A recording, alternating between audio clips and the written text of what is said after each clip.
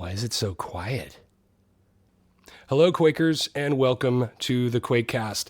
This is going to be kind of a bare bones, minimal episode. I'm very pressed for time, and we want to just get right to it. So today, our guest on the Quakecast is Andrew Yoder, also known as McLogenog, and he's going to talk about Halloween Jam, which has been released, and all kinds of other maps and projects as well. So sit back and relax and enjoy this Halloween edition, the 40th episode of the Quakecast, with JCR and I welcoming Andrew Yoder. So welcome back to the show. You're one of our only repeat guests. How are you doing, Andrew? Doing great. Thank you very much for having me on the show again.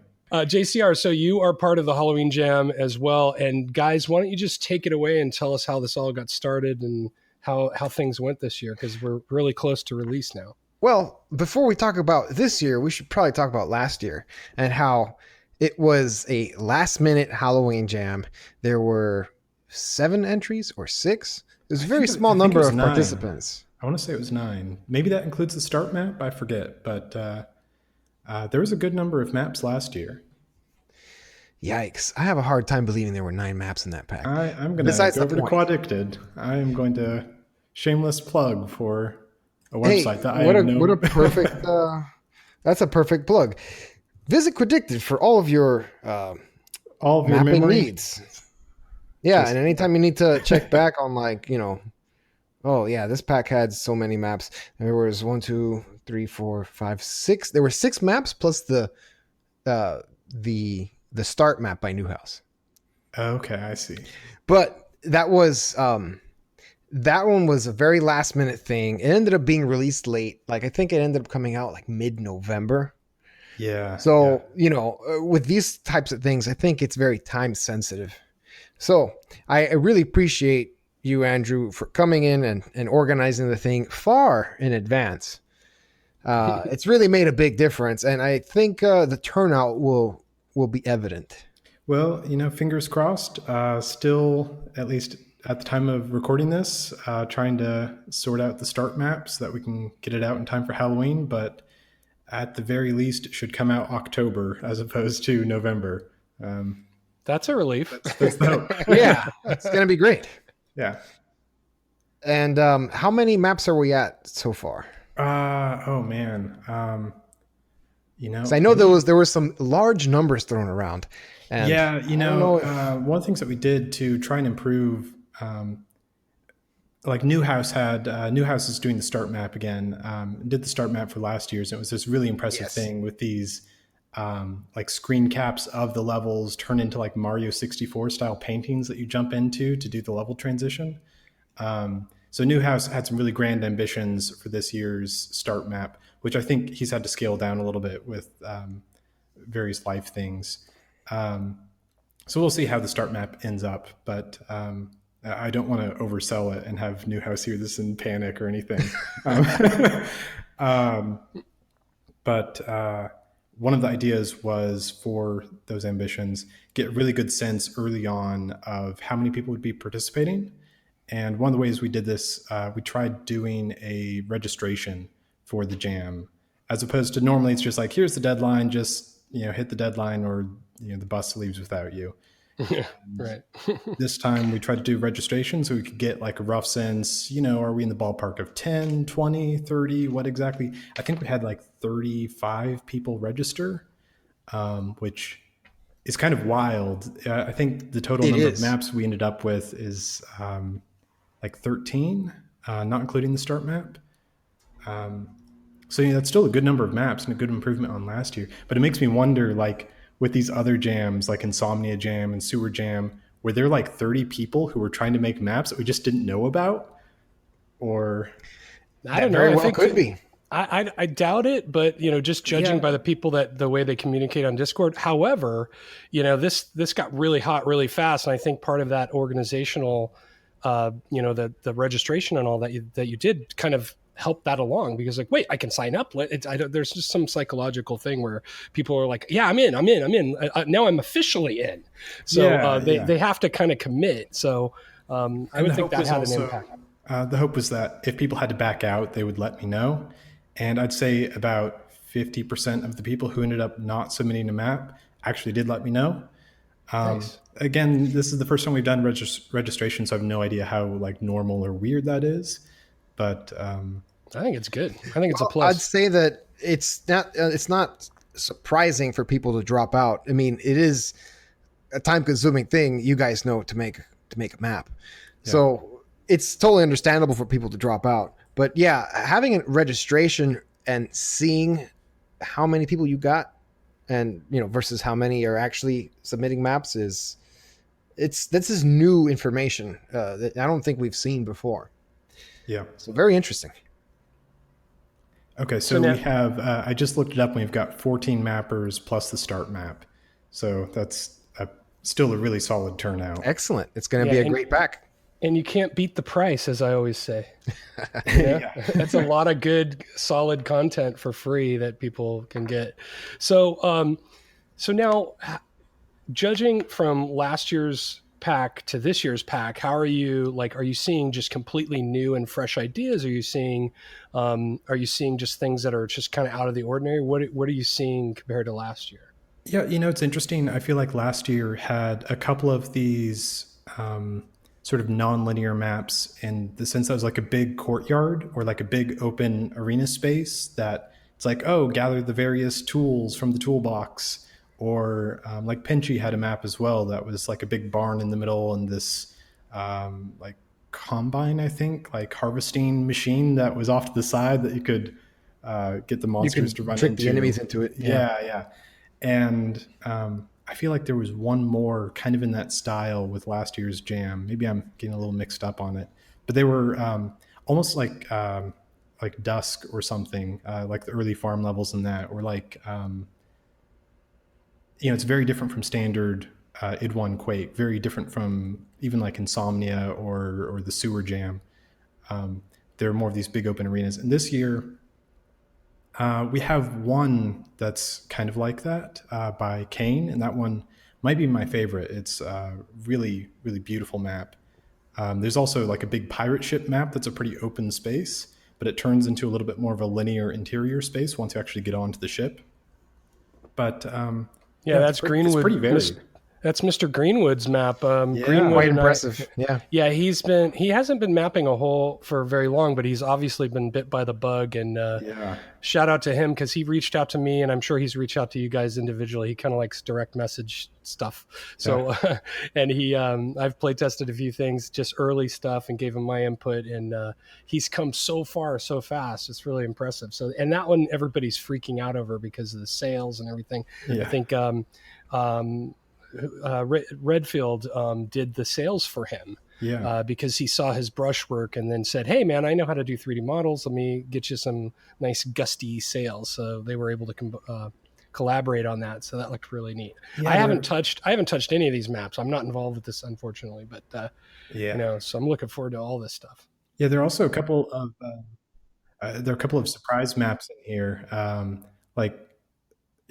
posted like more broadly than just the Funk message board space and the Discord. I posted like Twitter and whatever. And a couple of the maps that came in are from people who aren't on the Discord. They aren't on Funk message board as far as I know. One is I think the username is Chedup. I might be pronouncing that incorrectly, but CHEDAP. And it's this really spooky, like it's maybe the darkest, spookiest map in the whole set, like legitimate horror map. Dump Truck, I think you commented on the little teaser trailer I put together. Like this map at 148 or whatever it was is amazing, or whatever it was. Yeah, I said have my babies, which I usually don't say stuff like that, but that's how I felt. It's that map is scary. I haven't actually played that one all the way through. I just loaded in and made sure like all the models and everything was loaded. But that's one that I'm really looking forward to. And that's apparently a first-time mapper, first-time Quake mapper. I'm not sure which, and that's really exciting to me. There are a couple other first-time mappers. I think Thulsa, they've been around the community a little bit, but I'm not sure. I guess this is their first actually completed map. And then there's also Captain Cam, who's a first-time mapper for Quake, at least. And that map is this kind of sprawling, complex, kind of id1 flavored in its art style, but it kind of gets wild and crazy, and you aren't sure what's real anymore. And that one I did play all the way through, and it's. But I did the kind of playthrough where I'm making sure that stuff's not broken. Right, you're not enjoying yourself; you're doing work. Yeah. So when I come back to it again, hopefully tomorrow or the next day, whenever we get this out there, I'm definitely going to take my time and enjoy these maps. Yeah, same here. It's interesting that we have a lot of these outsiders coming in. They're bringing in new ideas, and it'll be interesting to see how those ideas flourish with the rest of the community. Yeah, I feel like last time that I was on the podcast, maybe this was almost a year ago. One of the things that we talked about was this idea of kind of the standard classic, here is how a Quake map should be built. Here's what a Quake map should look like and play like. And, Arcane Dimensions push the boundaries of that a little bit, sometimes literally pushing the boundaries. Absolutely. But I feel like it's still recognizably Quake. And some of these things that we're getting now would, I think, even a couple of years ago, been like, that's not my Quake. Like this Kane level that's in like the cornfield with this house and spooky barn and stuff like that. A couple of years ago, we've been like, maybe that's pushing it. But now it's like, that's totally welcome. This is awesome. Now it's like, maybe that pirate ship is a little too Unreal, a little too Unreal Tournament, and not Quake enough for me. But it's awesome, and I think it's great to see the community kind of diversifying its tastes and forming different kind of sub-genres within itself. It's something that we've kind of seen within the Doom community. It seems like we're finally getting some of that here. Yeah, I totally agree. I mean, and I do recall that conversation. You're absolutely right. I didn't even think of that, but yeah, and I think new blood's always fun, and as long as they're good, solid members of the community and are contributing and not kind of causing drama, they are totally welcome. And I don't know where it started, but gosh, 3 months ago, I just saw this giant influx of people, and I think I even asked JCR or somebody on the Discord. I was like, what do you think's going on? There's so many people coming in. I can't remember who it was I was talking to, maybe Bal, but yeah, it just seems like, and they keep coming, and so it's great. I mean, I love seeing, especially you've got Kane, who like nobody knew, like, where did he come from? And then he's winning screenshot of the week over on our Discord, and with these crazy farm. And then we have Chris Holden, he has a map in pack, correct? Yeah, he does. I think it's his first Quake map. He's been mapping a long time, but it's his first one for Quake. And yeah, he's a developer. He's doing an indie game, and we'll hopefully we'll have Chris on the Quakecast when he's got something to promote. But yeah, his screenshots were like jaw dropping for this pack, and you see, let's see who else. There's a couple people that won this screenshot of the week that are new people, like Windows. That I don't think that was a Halloween pack. No. Yeah, but, so we've got. Let me just go ahead and read through who all's on here. So obviously we've got JCR, we got Chris Holden, we've got Chet Up, Captain Cam, we've got Heresy or Here, I think. Greenwood, we've got Comrade Beep. I think this is also Comrade Beep's first finished Quake map. Right, his first release. Yeah, he's had one going for a while. That's like a tech-based thing, but I don't think he's actually released that one yet. They've got Kane, we've got Burnham, who goes by Nostalgic in the Discord. Oh, okay. There's Mortal Max, Thulsa, me, Pinchy, and Artistical. Artistical's map is also it's. Don't give it away. Yeah, I know. Artistical has been very secretive about it. It's a surprise. I'm very curious to see how. I'll say that playing any of Artistical's previous maps, you kind of have an idea of what to expect. It's going to be something that's definitely unconventional, experimental, and risk-taking. Yeah, it's going to push the boundaries. Whether this one will land, I'm really curious to see. It was very much a surprise for me when I played it. So, I'm excited. Yeah, that sounds cool. I misspoke earlier. I played Comrade Beep's map actually. He's that's the candle map, right? Yeah, yeah. Okay, yeah, I played That it. one's I kind of an played. E1M2. Yeah, Yeah. remix. It's a really fun little remix, and it's a short. I like shorter maps just in general, but Yep. left me wanting more. So people Yeah, are in for a yeah. treat, and a lot of people responded well to his screenshots on the Discord. So it's worth that one will be worth the wait too for everybody. Trust me, it's fun. Yeah. So now JCR, talk about your map. I love seeing the shots of yours because it's very familiar. Yeah, mine's a sequel to last year's map. So this, I guess, this would be a good opportunity to just tell everybody play last year's Halloween Jam, so then you could play this year's my map this year. I was actually going to say that I felt a little upstaged because was it Comrade Beep, the one who had the candles? Yeah, yeah. He had like so many more candles than me, man. I just felt like I had been outdone, you know? Candle envy. Because I had a lot of candles in my map, and that was kind of like the thing I had as like, but then he went crazy with it.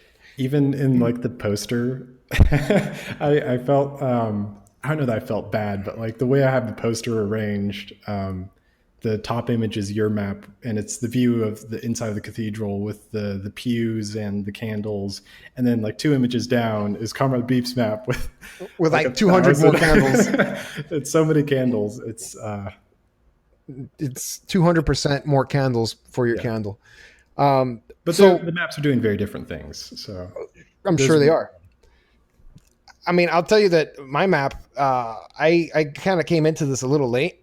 I was originally not even going to participate in this jam just because I was busy with work stuff, didn't have time. But then I decided, why not just repurpose some of my existing brushwork from last year's map, from one of the SM200 maps, and come up with a new progression for, primarily what is just the same map. It really isn't the same map when you play it. And I hope people don't think that I'm trying to cheap out here. But, it was taking, I think, underutilized parts of last year's map and of the SM200 section that I worked on for the Zendar map and turning it into something that's its own. Yeah, I think that's a really clever thing to do. I feel like, I really like backtracking. I like levels that make good use of backtracking. And in a way, you've done kind of a longer form version of backtracking where it's not like, here's one little arena that you fight to and then you fight back. It's like the same map, but all jumbled up. It's not really backtracking, but I don't know. It's a really interesting remix. How'd you find the process for you? Did you find it satisfying at the end, or? Well, for me, what was cool was going back and like making all kinds of little changes. So it's like, let's suppose there was a wall that looked a certain way in last year's map. It will look different in this map. Sort of like that there was a passage of time that took place. So, that kind of applied to the whole map, plus a new area that was built where before there was like a boarded up, broken thing. And it was kind of winged it, just building one thing after another until things started to click. Yes, the player can go this way instead, and things like that. Now, do you feel like... oh, go ahead. I was going to say, like, the ending, I feel like maybe I was running out of time, but I don't know. I guess we'll see how people like it. Yeah. I guess I'm curious. I know you've been doing a little bit of work with your jump boot mod. Yes. And that also has kind of a... like you have the version that you released for the mod jam. That was like January, I think. Yeah, time has flown. That's for sure. Yeah. And then you also have like the Xmas jam that was like kind of temple-y ruins from last year. I don't know. Are you revisiting some of those ideas, or is that something you want to keep like close to the chest for now? Well, yeah, I mean, as you know, I'm doing this new. Right now, I'm just tentatively calling it the jump mod, but it's basically going to be the newer release of the jump boots item uh, that was touched by Sock. He helped me fix some of the bugs with it. In addition to that, it's going to be a series of 3 maps that are built on that same Xmas Jam. You know, it's the Aztec, Mayan kind of ancient temple look and feel with base elements built in. Yeah, it's a really So fun mix. I think I'm curious what your inspiration from it for that is, but for me, playing it, I always think, like Jedi temples, like Yavin and stuff like that. Which well, that's an interesting take I didn't consider. And that Yeah, was a little Kuhu-ish, right? You use some of the yeah, Kuhu stuff. exactly. Kuhu, Yes. yeah. Because I mean, Kuhu is so old, you know. I don't think you're like riffing on it, but it's a great use of the texture set for sure. At least that other map that I played. It's an underutilized texture set, I think. Oh, totally, totally. I put it in the same category. I would put it in the same category of like Egypt type textures and theme. It's kind of like a theme that's there, but it's not really like there aren't enough maps in that style. yeah. So, I have it. It's going to be a small series, like just 3 maps, but I have it increasingly getting more tech base as you go through it. So you start off with very natural, temple-y stuff, and then by the end of it, there's a lot more technical elements, a lot more base things you'd see in like a base map appearing. Right. No, so now let me interrupt you for a second and get just some clarification because I'm old and I forget things. Is this a standalone mod? Yes. Or are you doing? Oh, okay. So I know that, or I'm assuming the boots are going to be in another mod that we all know of. Right? Is that still the deal? Yeah, Is that, Okay. okay. If Sock I don't fits want the boots for you. I didn't want to step. I don't want to blow it or anything. yeah, but, and actually, we did talk about this. yeah. You let the cat out of the bag before. So Yeah, so the boots will be in a more refined version for Arcane Dimensions, the new version of it. okay. There are going to be a lot more features to it Okay. that I mean, I'll be honest, if I remember them, I would be afraid to give inaccurate information. But I know that Sock set up a couple of different variants of it, which is something that I kind of didn't want to do. I just kind of wanted to have 1 or 2 consistent things. The nerve of that man. But the thing about it, and this is in the spirit of Arcane Dimensions, is that you can take this one thing and just do a million things with it. And it's completely up to the mapper how they want to have it set up and to what specifications, etc. Yeah, cool. I feel like there is, we see a little bit of this with the Halloween Jam maps, not too much, but with, I guess, Arcane Dimensions in general, there's a tendency to have everything be a little bit one-off, where it's like, oh, I know that enemy. Is it going to behave consistently with how I saw it in the other map? And most of the time it does, but it's always a question. So I understand your, reluctance toward having it be very configurable, but at the same time, the rumors are that Arcane Dimensions 1.8 is going to have some kind of Metroid-y options for doing like exploration stuff. So that also has me very excited. So I don't know. You can do both. Yeah, I'm not sure how much I have spilled before or how much I should, but I do know that there are going to be other items that are new. Ooh, okay. Well, that's nice. Exciting. Yeah, we'll get Sock on the show eventually, right? Yeah, one of these days. Might have to twist his arm. or like I suggested before, he should just designate a spokesperson. JCR. Oh man, it's too much responsibility. It's a lot of responsibility. We'll get him on the show, but I'm looking forward to 1.8, and I'm also, I'm not making any. I'm just making an observation that a lot of times, not always, but a lot of times, these updates come around the holiday season. So maybe we'll get a Christmas present from Sock and company and his gang of his merry band of fools making AD. So we'll see. I think Bal's involved, right? So maybe not. Yeah. he's got to tweak his map a little more. Yep. But hey, backing up to the mod version. So are you going to have to wait for AD to release your mod, or you just got your own thing? Because this is completely standalone. I'm actually going to release it sooner, and I'll go ahead and commit now and say for Thanksgiving I want to have it out. Ooh, because that's great. The mod's done. Yeah, American Thanksgiving. Okay, that's going to be right. Yeah, I forget that not everywhere is America. So it's so hard to remember. What's that? Everybody. That's going to be what, 28th of November. I'm gonna put myself out there and say, hey, I'm going to try and have it out by November 28th. Well, it'd be good to have good to have something to play over the holiday. That's why I'm excited. At least while you wait for Christmas Jam. Exactly. And the maps themselves, it's not going to be like a huge pack. It'll keep your attention for a couple of hours. It's 3 maps plus a couple of bonus ones that I'm throwing in there that I feel I should release with them. And a dev kit, right? A dev kit, right? Make sure to include a dev kit. I want to make some maps for those jump There's going to be, you're going to get the source, and it's going to be kind of commented. You'll be able to deduce what does what to some extent.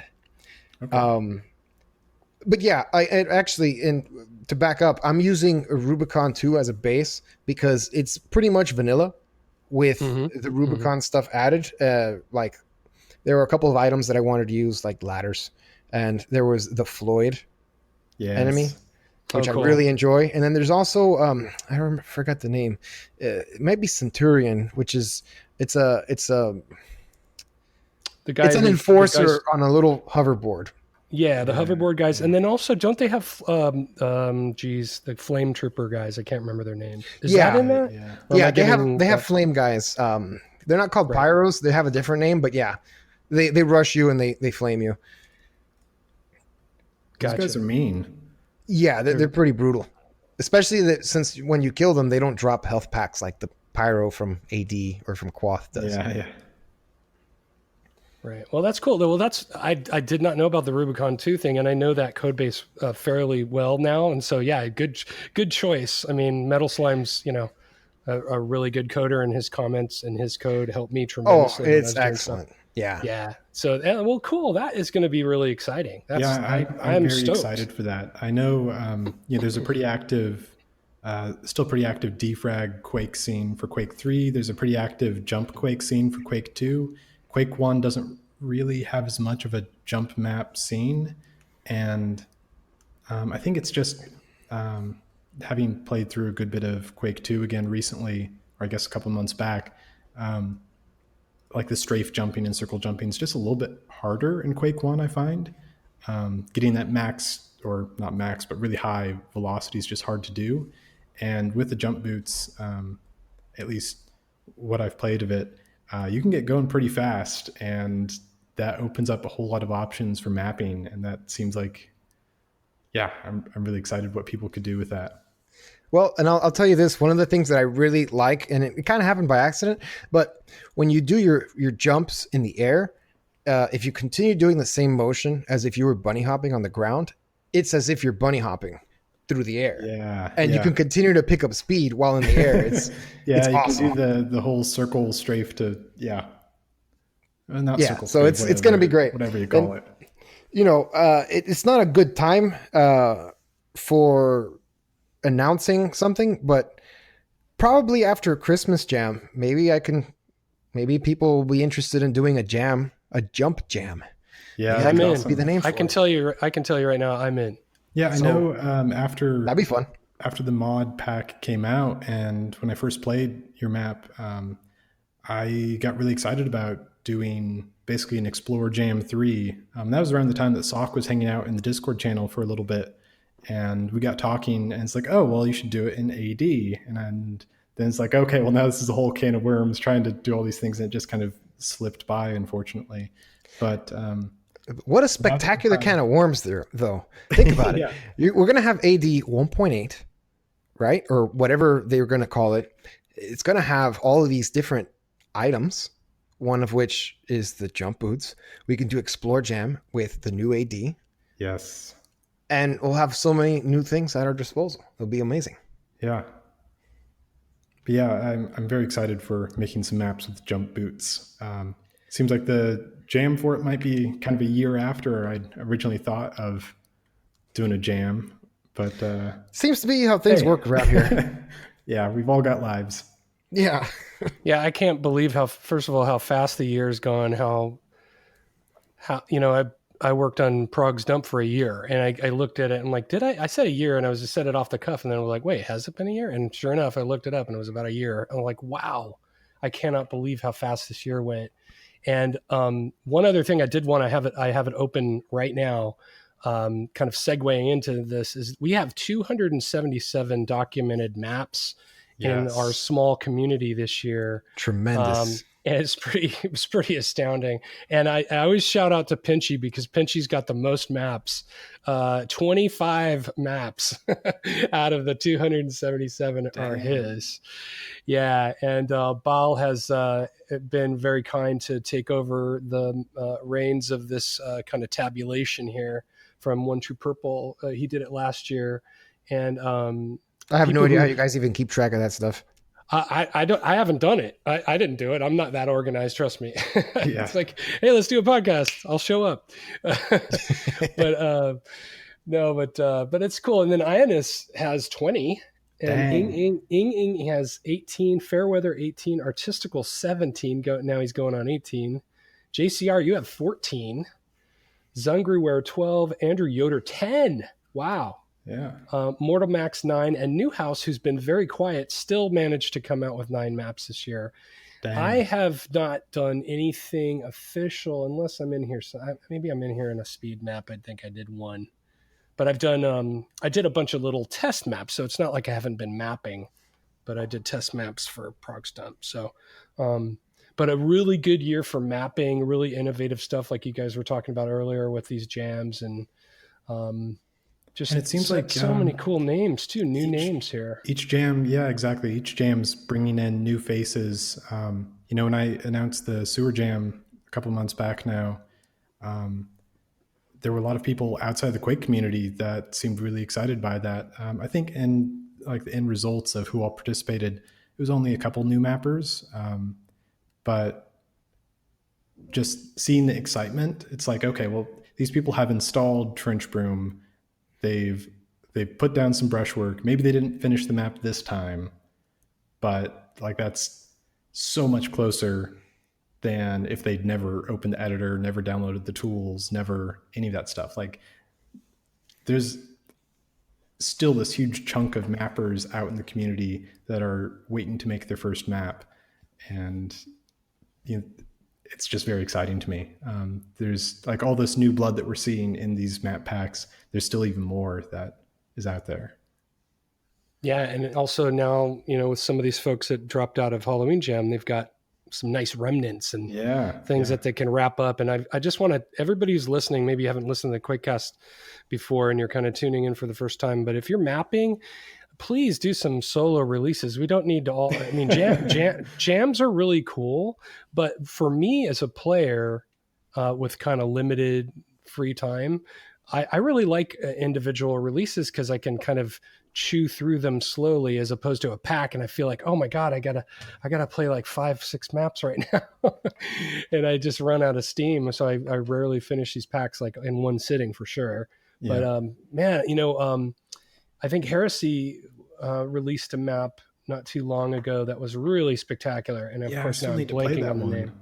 It's really cool. It's a beautiful map. I mean, it's stunning. And I think I saw Dismal Signal is the one it's called. Dismal Signal. Thank you. Yeah, I saw pictures of that one in the Discord, and I kept thinking, "Ooh, I hope this is a sewer jam map. I hope this is a sewer."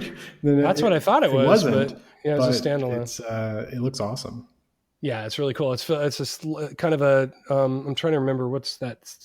JCR. A little bit molten, kind of CR8. But yeah, CR8. That's what I was trying to remember. CR8 texture set, which talk about underutilized. Yeah.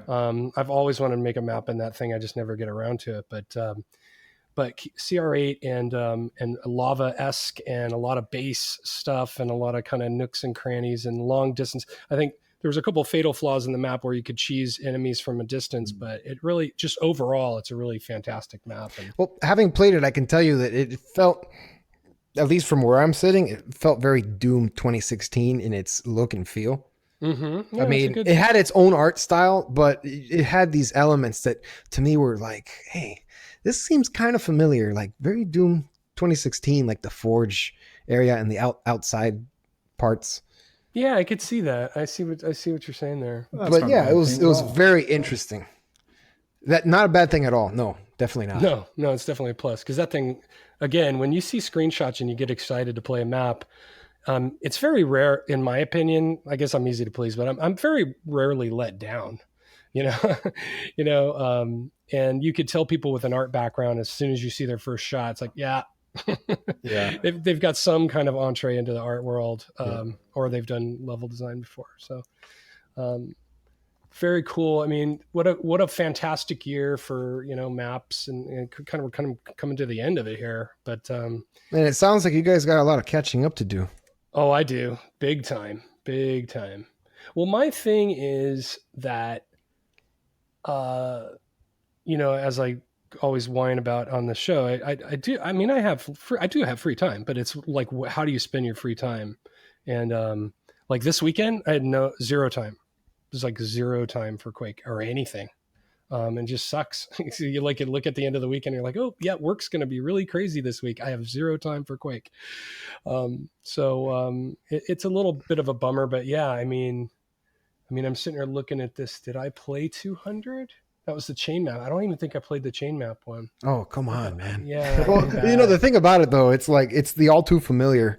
How much of your free time is actually like free time you can spend to play Quake, Yeah, exactly. And, I think they're with my work, there's fits and starts. And so around the holidays, I'll have a ton of time. So I will be able to catch up and map and goof off and stuff. Also want to, like, Prog's Dump kind of spilled out over my kind of deadline. So there's still a little bit of development going on that's kind of out of my hands right now. So that would have been wrapped up if, it would be not completely finished, but I'd be taking a big hiatus and not spending time on it. But anyway, that's my woe. Yeah, I could say something similar about the mod, the jump mod. Like, this should have been done like months ago, but real life work stuff gets in the way. Well, yeah, I mean, it's good to have a balance. Like, I with the Sewer Jam and then with Halloween Jam, with both those, I intentionally set. I wasn't originally going to run the Halloween Jam, but it kind of fell on me. And with both those, I set really long deadlines with the hope that people wouldn't work stupid hours to get a map in, because this is a hobby. Nobody's making their living off of this. It's not a competition either. Like, some people thought it was a competition, but it's not. And I don't know. I feel like that work-life balance, but also life-hobby balance, like, all those things are really important. And I don't know, like, it's probably good that you don't have all the time in the world just for Quake. That'd be awesome. I totally disagree with you, Andrew. I would do this 24/7 if I could, because it's just, I don't know. We obviously have a passion for this game and the community now too. I mean, the community keeps me coming back, every single day. I guess for me, maybe this is more like my own weird taste, but like, I recently replayed Half-Life 2 because I want to refresh some of those levels I haven't played in 15 years. And I just I'm like the sampler platter guy, I guess. Like, just give me a little taste of everything. Half-Life 2 came out like just a couple years ago. What are you talking about? I'm sorry to inform you. It's crazy how time flies. Yes. Well, and pardon me if I get a little philosophical, but I feel like part of me is really into this because it's a nostalgia of yesterday that I haven't been able to quench. Okay. How do you guys feel about that? Well, I think like we talked about this a bit last time I was on the show, but I'm kind of a newcomer to Quake compared to a lot of you guys. I didn't play it in the 90s. I played Unreal in Unreal Tournament, and yeah, I forget when I first came around to playing Quake, but it was I definitely played Doom first. So for me, it's not like a nostalgia thing from my childhood. It's more about let me see some really cool level design. Let me see what these wild, zany ideas are doing. Nostalgia from my childhood are wacky packages and flip flop. So I didn't have a computer until I was in my late teens. But it's really not nostalgia. I mean, I guess it's a little bit of nostalgia, but I just think it's kind of weird. It's just a weird statement, but I bonded with Quake in a way that I haven't bonded with any other game. And I will say, Andrew, I think personally, and a lot of people are going to roll their eyes, but Half-Life 2 for me is like the Citizen Kane of first-person shooters. Because I just rolled my eyes, man. it was so huge and so entertaining, and the physics, you guys just don't know how amazing that was when they played that first physics demo and at E3, and you could see those they just did this weird Lincoln log thing or this pachanga thing where all these barrels kind of bounced down and splashed in the water. Were you and there? I remember for that seeing E3? that. I actually was not there. I mean, I might have been at that E3, but not at that press conference. I went to a lot of them back then, but I saw Half-Life 1 and I met Gabe and Robin before Half-Life 1 came out. So that was I don't have video of that, but it wasn't at the LA Convention Center, it was off-site at another building. And I think it was Sierra Interactive was what it was. They had their own kind of building, and they had these stand-up kiosks with Half-Life 1. And I remember seeing it was really just a tech demo. The game it wasn't released or anything. And they were showing off the kind of the sound, the acoustical kind of modeling that they were doing with the sounds, and just kind of crawling and the flashlights and things. Yeah. But we were still talking about Quake. You know, I asked Robin, I can't think of his last name, but he's the TF2 guy. I asked him some Quake season questions back then. So that was a formative time. But no, Half-Life 2, it was just that tech demo, and it just blew everybody's minds. And then, of course, the game, you commented on this recently on your blog, I think it was, about the larger levels, like the Dario Casali's canal zone. Yeah. And those other things being kind of almost trite. Highway 17. Yeah, correct. Yeah. It is, a little trite now, but. Yeah, at the time, like, I was more of a console gamer growing up. So like I'd played Halo, and Halo had huge, expansive open worlds because that game started as like an RTS. That must have been like a really hellish development cycle in that game. But like it shows in the way they design their levels that they're these open, sprawling terrains. But then Half-Life 2 comes out, and especially the contrast from Half-Life 1, where it's all, for the most part, interiors, like until you get to Zen, which is like a skybox map. Right. It's like a void map. Yeah, that's the word I'm looking for. Yeah. You see Root Canal, especially with like the cube map reflective stuff going on with the water. It's still just gorgeous, but especially in 2004, 2005, whenever that was exactly, that was like mind blowing. Who cares that the controls of the boat feel kind of miserable? It's beautiful, right? Oh yeah, those sections were pretty memorable. They were, and Dario Casali started out, I believe, in the Doom mapping community, and then moved on to Quake, if I'm not mistaken. I'm sure he did. So, he came from, talk about nostalgia. I mean, he came from the modding, the mapping community, from the Quake community. So, but yeah, so anyway, I haven't played Half-Life 2 in a long time, and it's sort of like, okay, so I have a couple favorite movies, and I won't get into it, but I don't watch them very often because I like to keep them sacred and for like a rainy day kind of thing. So I've seen a lot of movies a lot of times. Like I just went and saw Lawrence of Arabia, and I've seen that movie like 11 times. Okay. and I've seen it 3 times in the theater. So whenever it's playing out here in LA, I'll try to go catch it. But So that's just a movie I like, but movies I love, I just won't watch them that often because they're not special, and it kind of drains away the specialness. And so that's the same with Half-Life 2. I want to set aside some time and really sit down and enjoy the experience again. And it will have been many years since I'd played it, so that's kind of my take on that. Yeah, for me it was a really interesting mix of, like there was a talk at work about how relevant is Half-Life 2 still. Like it's been 15 years, or at least 15 years in a couple weeks.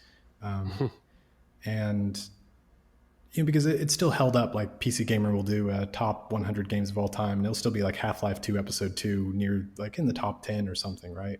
Mm-hmm. Maybe that's only true of a couple of years ago, but it still feels like these games are relevant somehow or still in memory. And I played through Half-Life 2 Episode 2 a couple months ago and then really enjoyed that, although there are some rough spots. Then Half-Life 2 just this last week or so. And yeah, it was a very interesting trip. Some of it holds up very well. Some of it I had largely forgotten. And it was very strange. It was like going into the attic and opening up a dusty box and seeing like a picture from 15 years ago and being like, wow, I remember, like there's this one moment that I remember I played this level on a Sunday afternoon on the couch in this house, this time of year. And it was like, boom, just transported because I hadn't played the level since then. That was a very strange experience. And I don't think that'd be possible. Like if I replayed that game once a year, I wouldn't get that experience. Right. Yeah. But I mean, getting back to Quake, I just think it's something about the sound design, the art direction, the excitement, all the good memories I have playing it. And then again, as I've said before in the cast before, I'm kind of newish to single player. Not that I didn't play single player back in the day. I played all the mission packs and all the kind of the big mods that came out, like Beyond Belief. I know I played. But I mean, I don't even remember playing that, but I know I remember it, and I remember playing it, but I don't remember it. Yeah. But I played it recently, and it's so awesome. I don't know if you guys have played that recently. It's really Beyond fun. Belief? Yeah, I think I played that a couple of years back. I think that was one of the first big mods I played after I either got back into Quake or got into it the first time. I forget, but it was like Dopa or Dimensions of the Past and Beyond Belief. Both those I think were like the first thing. Even before I played any of the Arcane Dimensions stuff, I played those, and those were just really solid level design. Exactly, and I mean, Beyond Belief's not perfect. I mean, you look at it today and you're like, oh, look at that. But I mean, in general, it was just astounding gameplay and different. He brought something new to Quake. So, but as far as done Beyond Belief in 1. No, I haven't. The one where it's all combined. It's all merged. Yeah. That's what I had played. Last time I played Beyond Belief, it was in 1, and that was an interesting thing because you see how the levels flow together more closely. I don't know if my heart could take that. Yeah, I mean, you don't have to do it in one sitting, but you can. That sounds like a very bad time for me. The number of times that I think, oh yeah, I've quick saved, and then I take like an enforcer laser to the face, or an ogre laser, or an ogre grenade, and it's like I haven't quick saved. Short maps are nice that way. Right. I totally agree. Yeah. A nice 5 to maybe 15-minute map is perfect. I don't feel bad when playing a 10-minute map if I die in the last minute. Like there will be new stuff for me to see, but if it's like I think like 80s foggy, whatever it is, foggy bog bottom, where you got it's like 500 monsters or close to it. The first time I tried to play through that, I think I died, and it'd been like 45 minutes since my last save. That took me like 2 hours to play through the first time. And that was like, okay, I'm giving this hurts before I try again. I'm laughing because when I very first played that map, that exact thing happened, and I said, F it, I'm not gonna finish this goddamn map. So it took me a couple, like maybe, I don't know, a year later I played it. And it's that's a phenomenal map, but make sure and quick save, people. Yeah. And also I get lost. I mean, I think in the real world I have a better sense of direction than I do in game worlds, and I get lost in that thing. And he's got tons of road signs, and it's not like he's not doing his job, but I get lost. I mean, it's a whole city. Yeah, it's pretty crazy. So now, have you guys played? Let me think about. Which one is this? Is it Barbican? There's a map that's a single release that came out recently. I'm trying to think of which one it was. Barbican of Hell, maybe by Windows. Yeah, Is that what I'm thinking of? Because we talked about Dismal Signal. Yeah, Barbican of Hell, where Windows, he has it where different skill levels will change the sections of the map. Ooh, okay. And he went for a very classic look. I love it. That runic. For me, that's like what Quake is. That runic lava and metal. The American McGee look. Yeah, he's got some good secrets too. They're fun, or fun secrets, I should say. So I enjoyed that one. And then also, did you guys play Scarecrow's map? Where is this one? Ensnared Horizon. That one, it was kind of almost like a new house map. It had some goofy, wacky, weird kind of angles and different setups. Are you familiar with this map? Yeah, I ran through it. I don't think I've played it yet. I stunk it up. I was horrible. I left a demo and I instantly regretted it after I posted. I'm like, no one wants to see me play that. Yeah, I had bad luck with the secrets. Like I had found maybe one of like the 20 trillion secrets. yeah, there's a lot of secrets in there. There were 7 secrets. I'm looking at it now. There's 7 secrets. But yeah, I remember finding one and I felt guilty. Like, all right, well, this is my first playthrough, so I have to post it, but I kind of don't want to post only finding one secret. Yeah, I feel like I can take like the RC defense of like, I'm just bad at secrets, guys. I'm not going to get all of them. I heard today that there's a super secret ending to Bao's Christmas Jam from last year. And I didn't know about that because I think I got like 3 of 9 secrets or whatever it is. Same here. When I read that, I'm like, I don't remember that. Yeah. Obviously, I missed it myself too. Yeah. Speaking of super secrets, I'll say that my Halloween Jam map, this year's Halloween Jam map, has a super secret. Okay. Nice. Okay. Cool. It's not like a big deal. It's like an Easter egg, but it's a super secret. Be on the lookout. Okay. Yeah, Nice. It's very tucked away. Okay. Am I going to have to no-clip into your map and make sure that I don't regret anything? bad form, old man. Well, I mean, as the organizer, to make sure everything's appropriate. And everything is within the... Okay. the play nice rules on the internet. Yeah, that's good. Well, I got to say, there's so much going on in the Quake community right now, and if people aren't on the Quake Mapping Discord, we'll have a link to that, because it's not just mapping. It's just, we talk about other id games and talk about games in general, and there just seems to be a lot of activity on the board, on the Discord lately, and obviously related to the jams as well. But I'm just kind of shouting out to the audience out there, if you haven't stopped by in a while, please come by, see what's going on. A.Daya he's working on he's back on his weapons mod thing he's doing. He's got a little shotgun he's posted about. There's all kinds of screenshots for new maps. We've got a New House Blue episode coming up. Dump Truck, you did like a little teaser trailer of that. Yeah, I wouldn't have done it if I didn't think it was imminent. I feel bad because I posted the video. I'm like, it's gonna come out any minute, and it's like, and then Creator said, oh yeah, I'm helping him with some bugs and stuff. I'm like, well, oh shit, when is it coming out? So, but it is coming soon. I talked to Newhouse. I think it's you lit a fire under his ass. No, you can't do that with him. I don't want to put him in any more pressure than he's under right now, because he's working 2 Quake jobs right now. So I would probably say 3, because he's also doing the finish jam. Oh, that's right.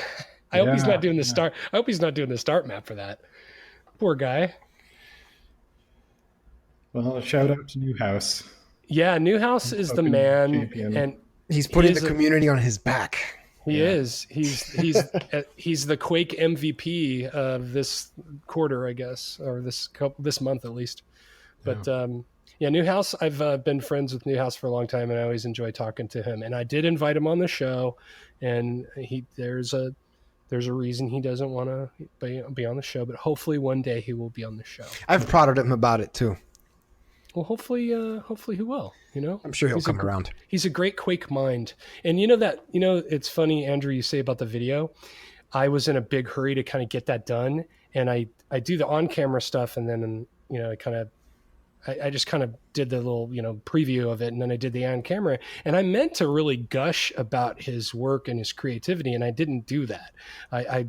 So if anybody's out there in Radio Land listening to this, if you haven't checked out his maps, there's always a surprise. He always has some unique take on Quake that you would not expect. Let's put it that way. Yeah, I feel like the kind of standardized, this is what a Quake map is kind of this mix of the John Romero maps and the Tim Willits maps and a little bit of the American McGee. Like it's this kind of hodgepodge of all the ideas that, especially those first 3 episodes we're doing.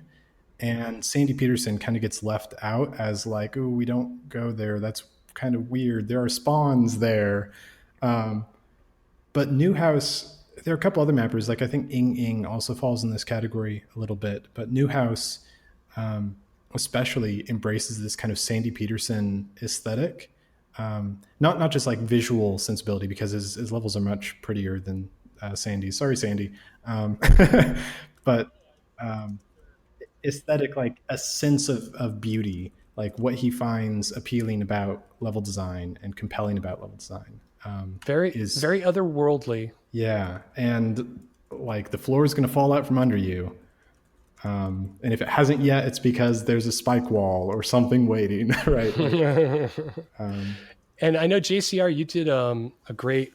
We got to. I meant to talk about this because we're almost on to an hour, and I do have to get going pretty soon. But JCR, you have a new video series, and one of the maps you covered was a new house map. You want to talk about your new series? Because I'm so happy that more people are making content for Quake. Well, it was an experiment, and I got a lot of feedback. I got a lot of praise, but I also got a lot of criticism that was very on point. And, I've taken it seriously, and I have some ideas for the next one in the series. But basically, I came up with like a couple of maps just that were on my mind. This was spurred by a couple of things. One was the conversation you had with the Motherlode on in the Keep podcast, where he said, hey, just give me like a top 10 of the maps that I need to play for Quake. And the 3 of us know you can't just pick 10 maps. Like, because it's like, okay, well, what are you going for? Do you want to have like, everything has its like, there's not flavors. The best map. There's different flavors, and they're all great for different things.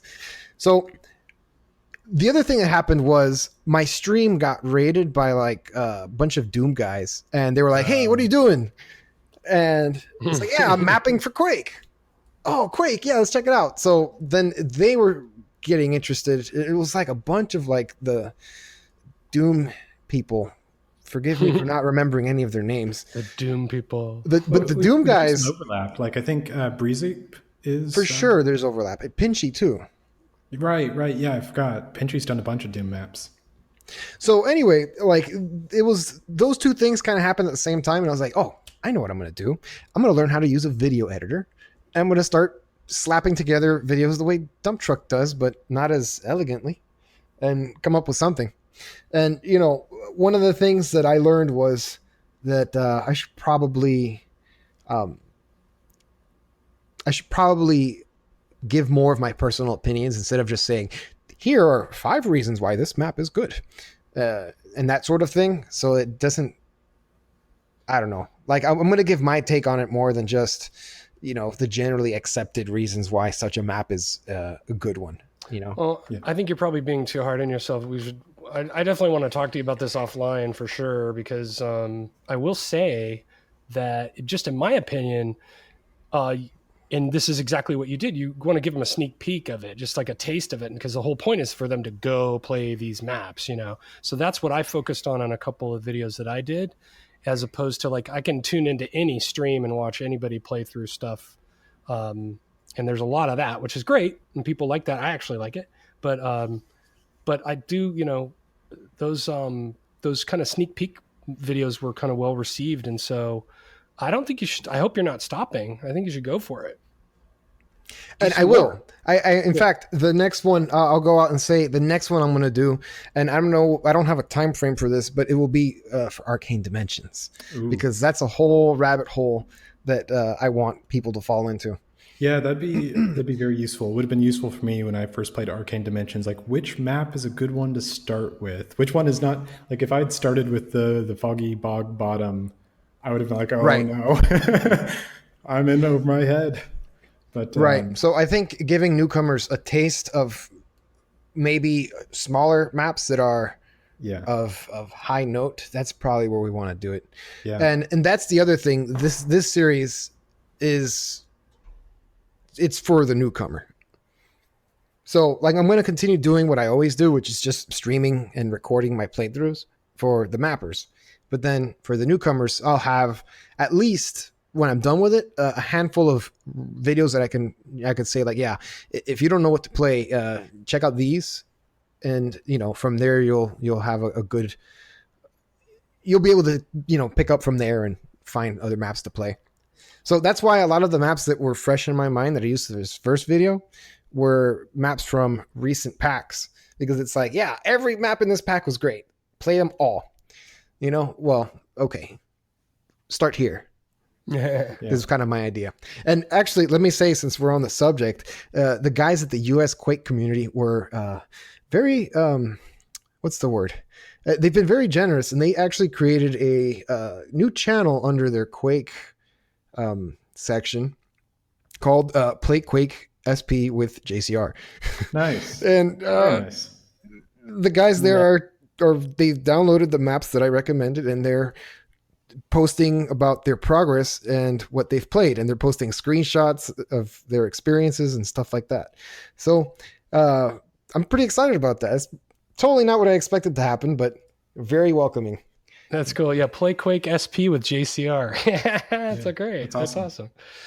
You got a little cult. And then people are posting screenshots of Zendar, I think it is. That's funny. Well, I hate to cut this short, but can you believe an hour has already gone by? This is crazy. Yeah. It was a good chat. We need to do this more often, that's for sure.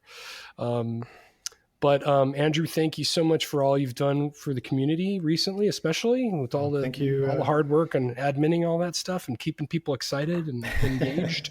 Yeah, I think I'm probably going to go a little bit on the back burner for a stretch, but I'll be back. Well, the holidays are coming too, so totally get it. So any parting words or anything you wanted to mention before or plug or whatever before we go? Halloween Jam. It's cool. It's a lot of good stuff. That's my sales pitch. Put it on the back of the box. A lot of good stuff.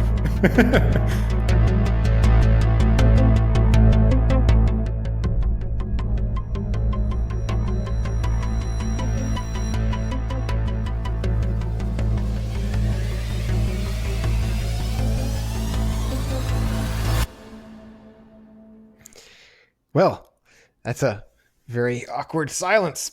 But anyway, it was pretty awesome. I muted it.